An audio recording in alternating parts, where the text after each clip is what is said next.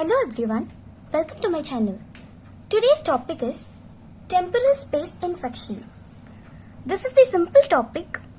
What is the temporal space? It is one of the masticatory space, and we have already discussed about the masticatory spaces in detail in my previous video. Now let's move on to the topic. The gist of this topic includes, first we are going to see about the boundaries of temporal space, next the content of temporal space, and what are the source of infection of temporal space, the clinical features of the temporal space infection, and finally the treatment of the temporal space infection. Let's move on to the topic. Now what are the boundaries? First, this temporal space has two compartments, right? We have already saw that will be superficial temporal. That will be the superficial temporal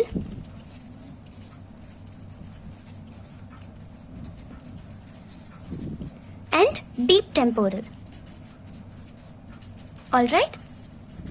It will be superficial temporal and deep temporal. Now let's see what are the boundaries of superficial compartment and what are the boundaries of deep compartment. Okay? Have a look at this diagram. Now, this is the temporalis muscle and this will be your temporal fascia.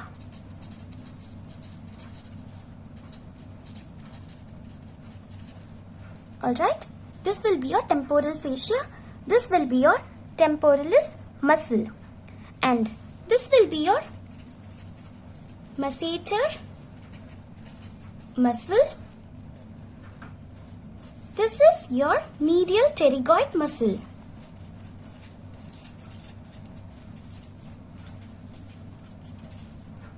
And what is this one? This is your lateral pterygoid muscle.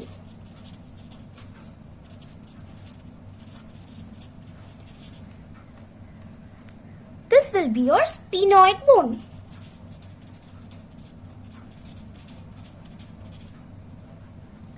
This will be your zygomatic arch.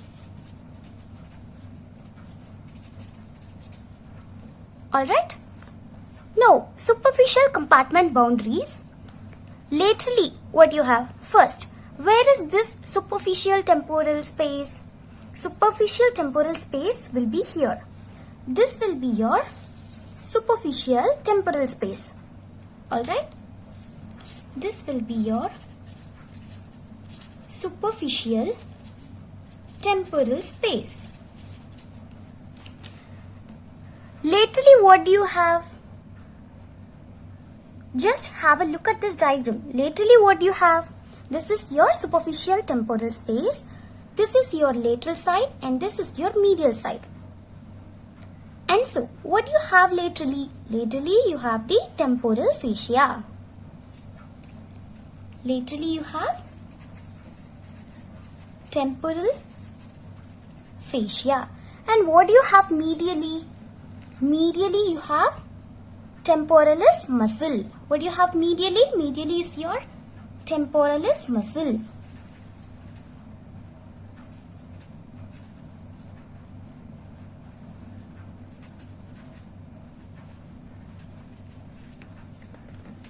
Temporalis muscle, which surface you have here? This will be your medial surface of temporalis muscle and this will be your lateral surface of temporalis muscle. So you have to mention here, it is the lateral surface of temporalis muscle. Okay? Superficial compartment, that is your superficial temporal space. This is here. What do you have laterally? Laterally, you have temporal fascia, that is this one. And what do you have medially? Medially, you have the lateral surface of temporalis muscle. This is the lateral surface. This is the lateral surface of temporalis muscle. Alright? Okay, now let's move on to the deep compartment. That is the deep temporal. Where do you have your deep temporal? this is your deep temporal space. This one will be your deep temporal space. And this will be your infratemporal space, right? We have already saw the masticatory spaces. This will be your deep temporal and here will be your infratemporal space. Now, moving on to the boundaries of deep temporal space, what do you have laterally? Lateral surface of the deep temporal phase, that is this one. What do you have here? This is the temporalis muscle and medial surface of temporalis muscle. This is your medial surface. This is your lateral surface. So what do you have now? Medially you have, laterally you will be having the medial surface of temporalis muscle. Laterally you have medial surface of temporalis muscle. Okay, and what do you have medially? Medially you have this is your sphenoid bone and the temporal bone will be here. So what do you have medially? Medially you will have the greater wing of sphenoid bone and your temporal bone. Medially temporal bone and your greater wing of sphenoid bone.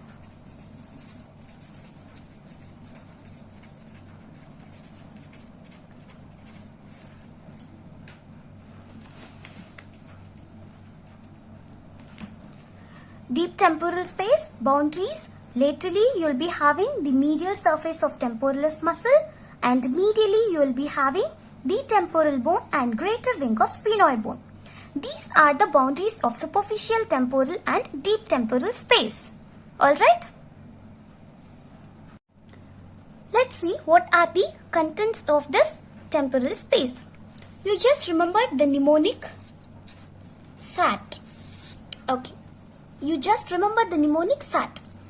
Now, what S stands for? That will be your first content will be your superficial temporal vessels. It will be your superficial temporal vessels. And what A stands for? Second one will be your auriculotemporal nerve.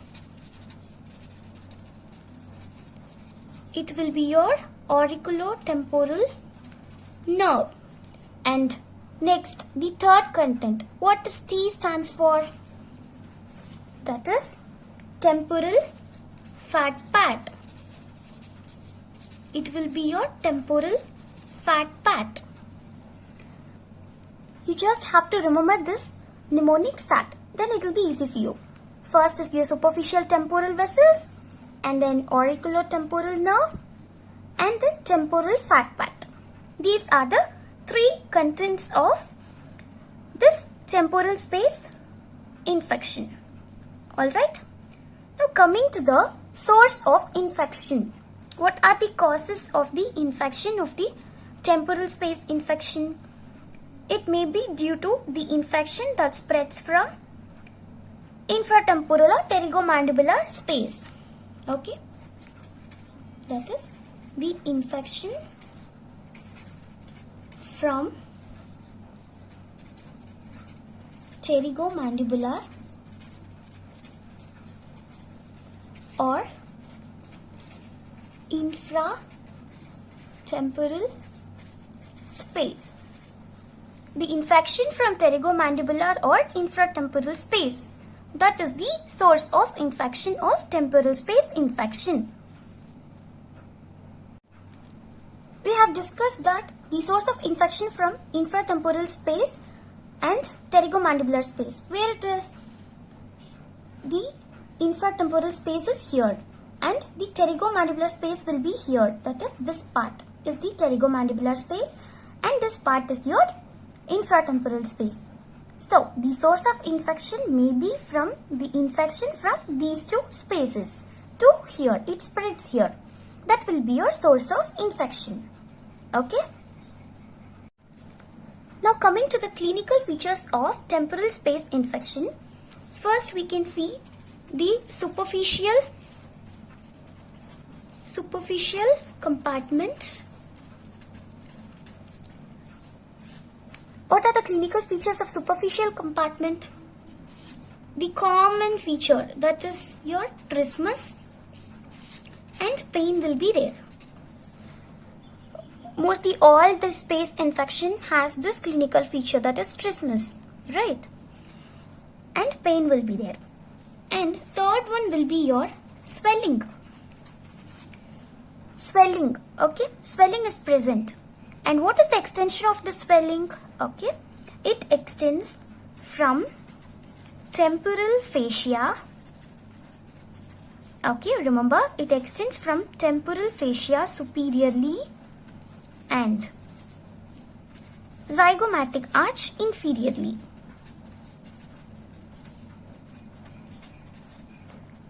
Okay, it extends from temporal fascia superiorly and zygomatic arch inferiorly. This is the swelling present. And if suppose buccal space infection is also present, okay, if suppose buccal space infection is also present, then you will have a dumbbell shaped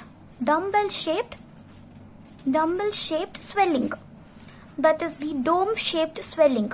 We have discussed this in buccal space infection. Okay, if there is a buccal space involvement, it will be in the shape of dumbbell or dome shaped swelling. Alright, these are the clinical features of superficial compartment. And what are the clinical features of deep temporal space? First will be your, and here also there will be trismus and pain, and there will be less swelling. Okay, there will be less swelling. Clinical features that includes superficial compartment and deep compartment. In superficial compartment you have trismus, pain and swelling. Swelling extends from the temporal fascia superiorly and zygomatic arch inferiorly. And if there is the buccal space involvement, or if there is a buccal space infection involvement, then it will be dumbbell shaped or dome shaped swelling. And what are the clinical features of deep compartment? It will be trismus, pain and less swelling. These are the clinical features of temporal space infection. Alright, now let's move on to the treatment of temporal space infection. Coming to the treatment of the temporal space infection, the most common treatment, that will be your incision and drainage. Alright, here you can do it extraorally as well as intraorally. Intraoral approach and extraoral approach is there. Now, how you will do the extraoral approach? Extraoral approach, the incision, okay, extraoral approach, incision is done at the temporal region. Where it is done? It is done at the temporal region, and you will pass the hemostat, will be inserted above and below temporalis muscle. Okay, hemostat will be inserted above and below temporalis muscle, and then drain is placed, pus is evacuated and sutured. Alright, and intraoral approach is also done. Mostly this is the preferred approach. Why this is the preferred approach? Because it prevents the fibers of the temporalis muscle. Because in extraoral approach we pass the hemostat or the temporalis muscle, right? It might cause some damages to the temporalis muscle. And so mostly the intraoral approach is preferred because it prevents the fibers of the temporalis muscle, and it provides more dependent drainage over the entire area. Alright, this is the treatment of temporal space infection. And just we have covered about the boundaries, content, source of infection, clinical features, and treatment of the temporal space infection. These are more than enough to write in your exam. This is a simple topic. You just have to understand it with the diagram. And make sure that you know the diagrams properly. That's all about temporal space infection. If you like the video, hit the like button, share my video, and subscribe the channel. Thank you for watching. Thank you.